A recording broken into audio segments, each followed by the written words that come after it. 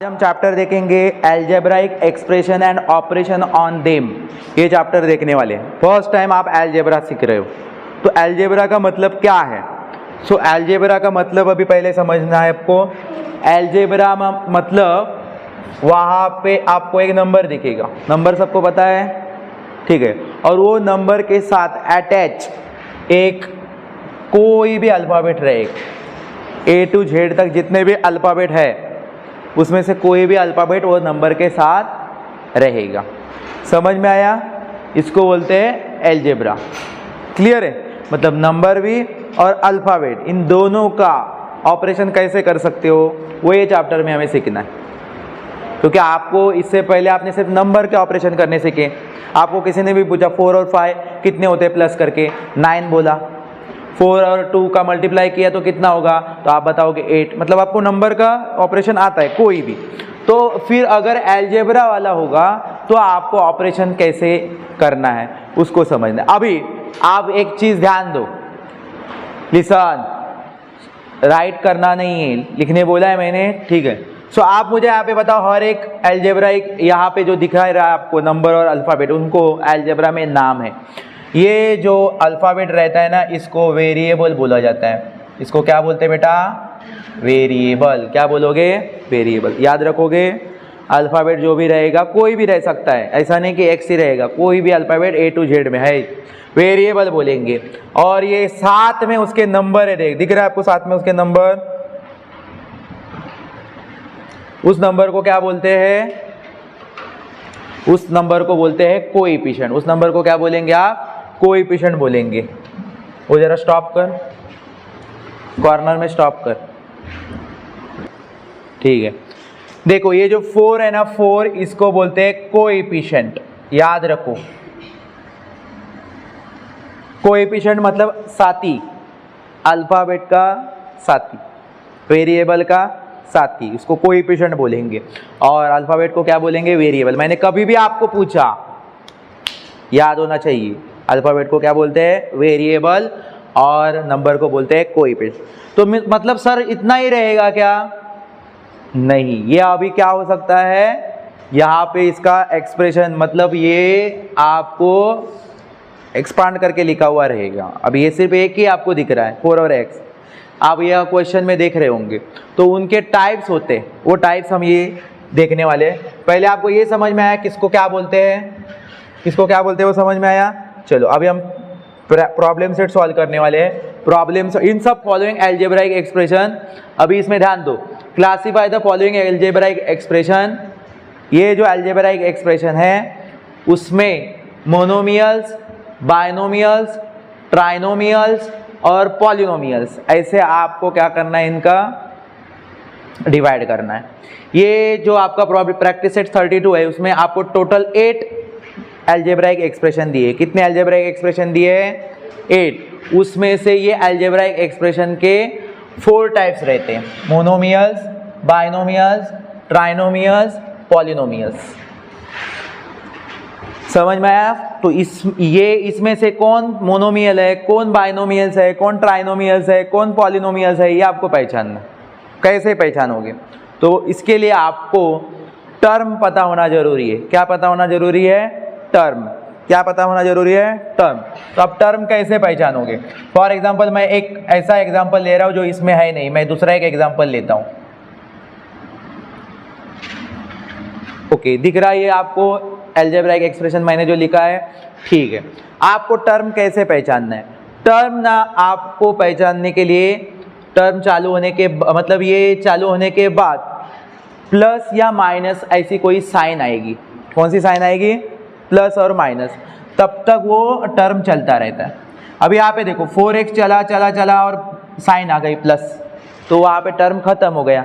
अभी दूसरा टर्म चालू हो गया 3y, फिर वापस आपको प्लस साइन दिख रही है।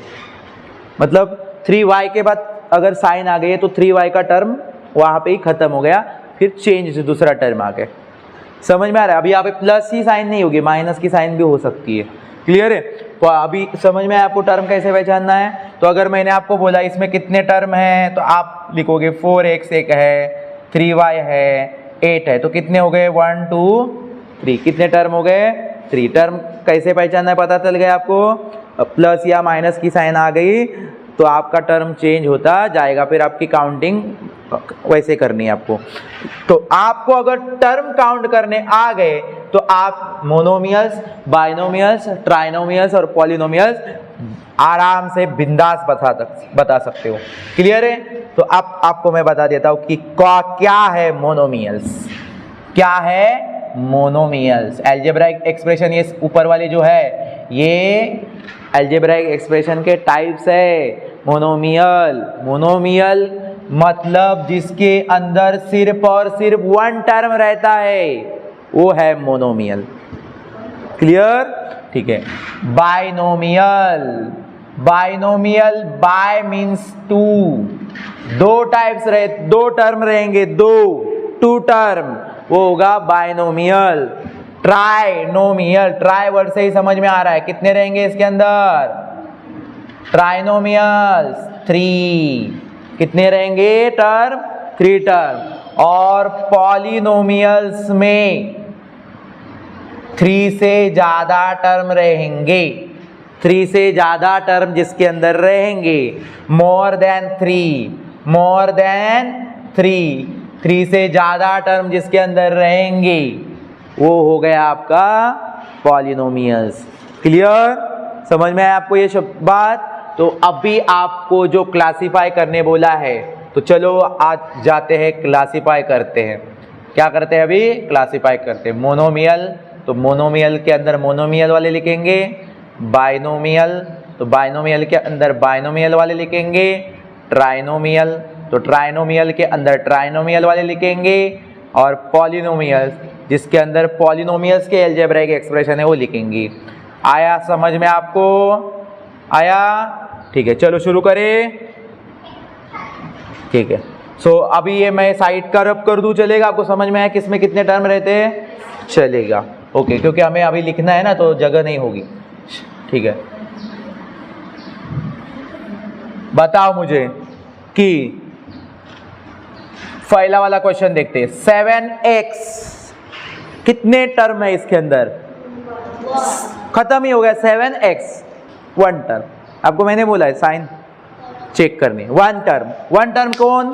1 टर्म किस में आता है? मोनोमियल, मोनोमियल में ना? यस, तो आप इसको मोनोमियल के अंदर लिख दो, उसके बाद कॉमा डालो। ठीक है, अभी सेकंड चेक करेंगे। 5y एक टर्म हो गया, फिर आप माइनस साइन आ रही है, मतलब टर्म चेंज हो गया। 7z कितने टर्म हो गए? 2। कौन आ गया? ये किस में चला जाएगा? बाइनोमियल। Very good, binomial. चलो क्लियर? ठीक है, अभी आपको समझ में आ रहा है। Third, 3x cube 1, 5x square 2 और 11 3, कितने टर्म हो गए? 3। किस में चला जाएगा? ट्राइनोमियल में। ऐसे टर्म चेंज करने हैं, साइन जहां तक रुकती है वहां पे टर्म रुक जाता है।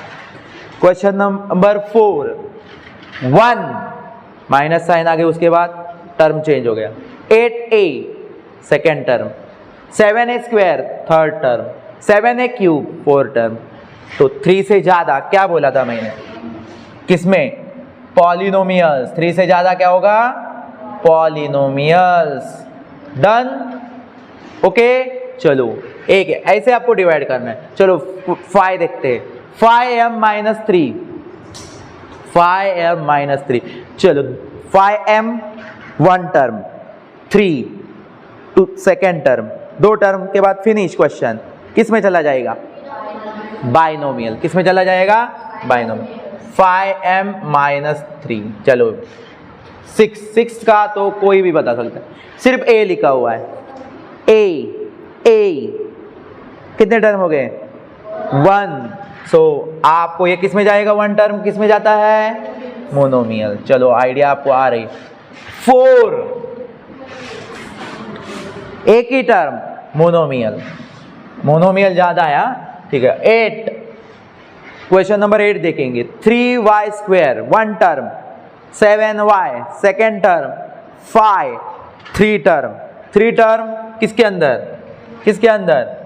ट्राइनोमियल के अंदर। किसके अंदर? ट्राइनोमियल। आया ध्यान में? किसी को कोई शक? Okay, done. चलो, ये हो गया इतना सिंपल सा क्वेश्चन। ये है आपके लिए सबसे इजी क्वेश्चन। क्लियर? ठीक है, स्टॉप कर।